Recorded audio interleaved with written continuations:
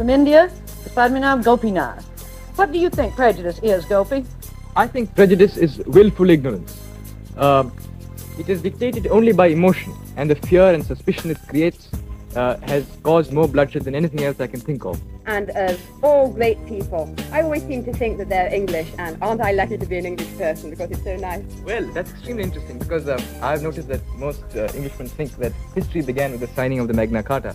It might be of some interest to you to know that history began some 3,000 years before that in the river valleys of the Indus, when your savage Anglo-Saxons were still running about dressed in skins.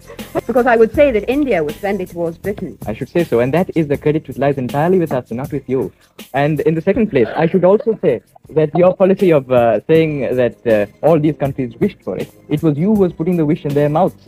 There was not much they could do. So what is Sarawak, by the way? Who are the responsible people in Sarawak? It's a rainforest.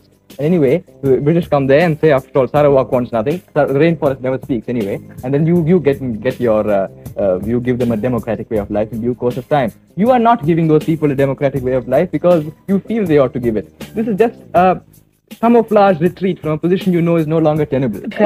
The amount of wealth you took out of India, that is nothing compared to what you did for us. You took tremendous amount of wealth. You built up the whole British kingdom from India. But what is material wealth? You know what material wealth is? I wonder.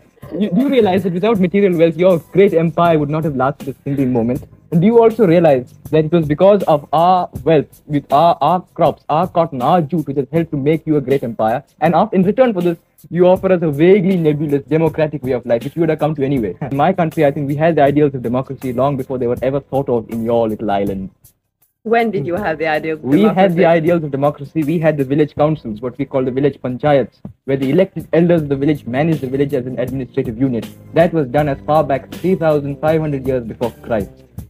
Oh, I think yes, you do. Yes, that's my own. I entirely disagree. I think it's something that's ingrained in the Hindus and the Muslims from time immemorial, when we were little painted blue savages running around in skins.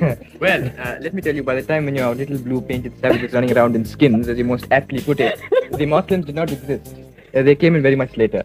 And in the second place, although I agree that in later years there was some friction, you definitely played off the Muslims against each other. You left us with a great heritage of a divided country after you left. The minute I wonder, were we right to go in and attack what we considered a barbarous nation? Then I begin to consider, well, what would that nation have been like today? Would it have managed to progress itself? Or would it be just another nation which would have been taken in under the communist wing? I wouldn't know exactly as to that.